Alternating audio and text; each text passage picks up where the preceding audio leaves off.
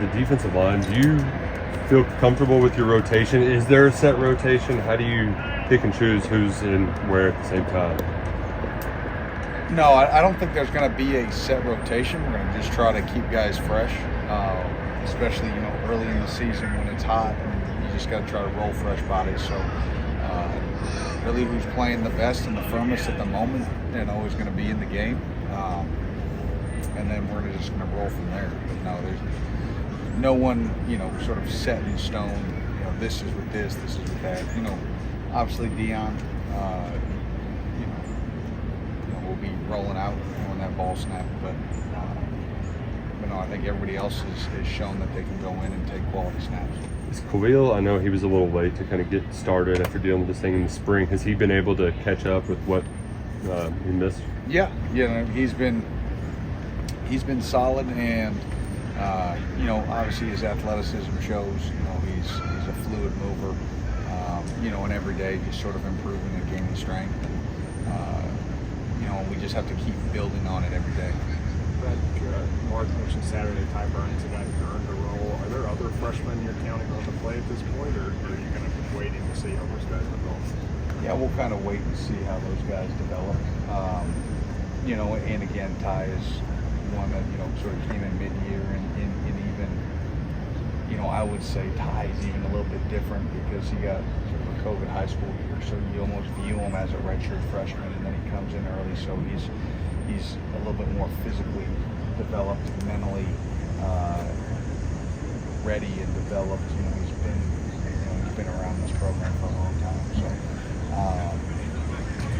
so as of right now, that's the like Coach said, that's probably the one you sort of pinpoint, and we'll see from there. Fred, what have you seen from Trayvon? What does he have to do to just continue to grow as a pass rusher?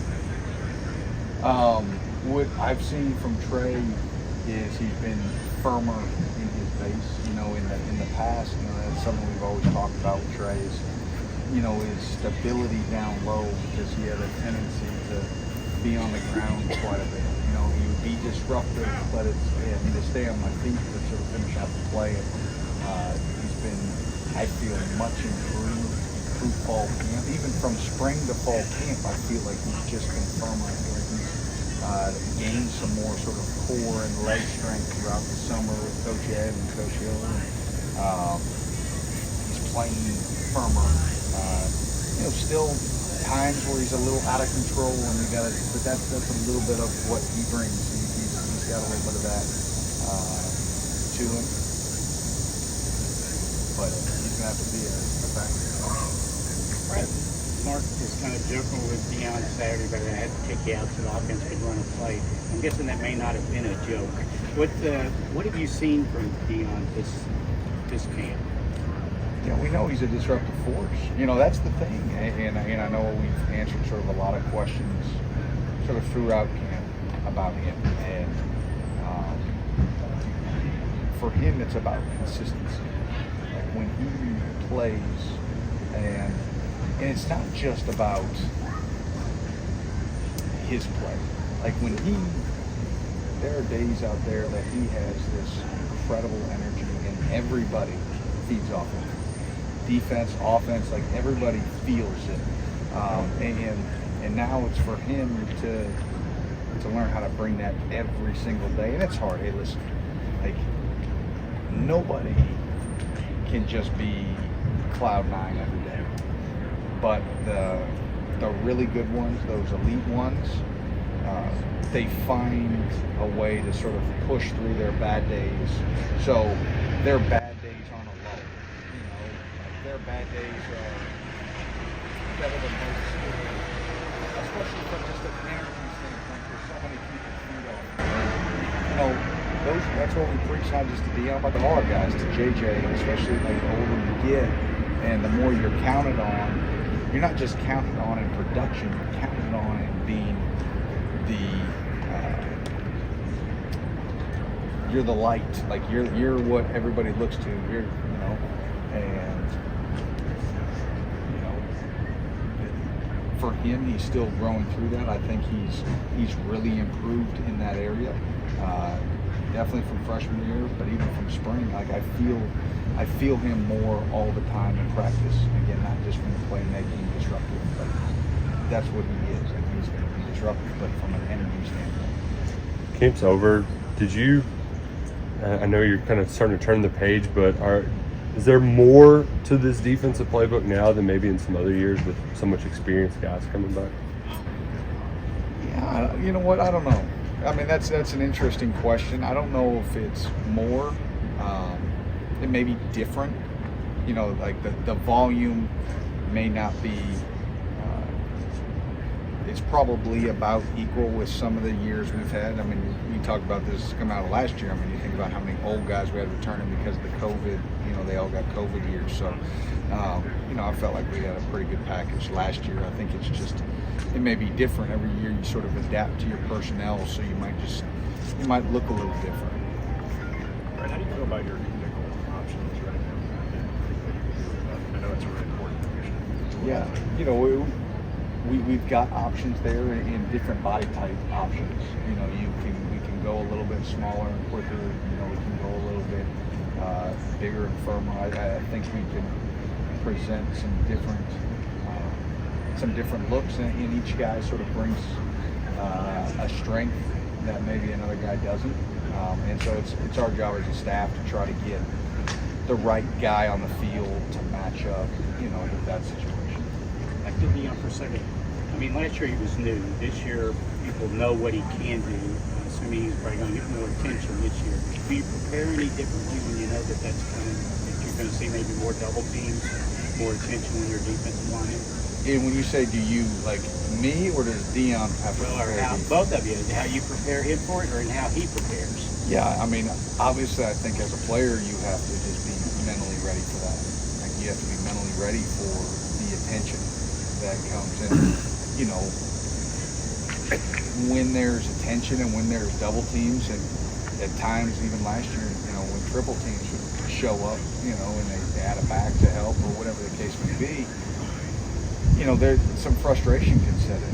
Because, hey, listen, like they're on scholarship too, so if they're putting two of them on you, you've got to do something special to beat a double team. So yeah, I think you've got to mentally prepare yourself and not try to forego your technique or forego the defense because you feel like maybe you're not making as many plays as you were in the past when you were getting singled. And you got to just stay true to yourself and let the plays sort of come to you. And there are going to be plenty of plays for him to make. For me, personally, yeah, I mean, I think you got to understand, you know, how our team's going to attack you, not just from a route concept and, you know, we have to play coverage-wise, but hey, how our team's going to, are they going to protect us, you know, and in finding ways to get our guys isolated so they get, you know, they may not be free, but at least they just have a one-on-one. Is there a guy that benefits? So a guy that benefits the most from that attention that Dion will command? And do you go to him and say, "Hey, you've got an opportunity here"? Well, I've always said I think the best team, the best pass rushing teams always have two guys. They have at least two, right? Everybody just thinks, oh, you need an edge rusher, you need an elite interior guy. No, I mean, you have to have two, and because ultimately, if they have 5 linemen and you have 4 rushers, somebody's going to get double teamed, and then 3 guys are going to get singled. And so, if one's getting doubled, if you have one other above average or elite rusher, that guy is getting singled, you got a good chance of winning the down. But all the other guys understand, hey, listen, like he's going to make their jobs easier. And then hopefully they can perform well enough that they can't just always double Dion, and they're going to make his job easier. They all work together, you know, and that's why playing defense is such sort of a symbiotic relationship. Like it's important that they all understand they're not independent contractors.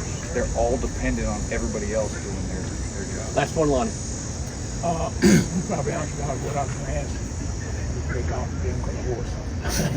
Anyway, what I was going to ask is that Dion drawing double teams, especially maybe down in distance like that, you know.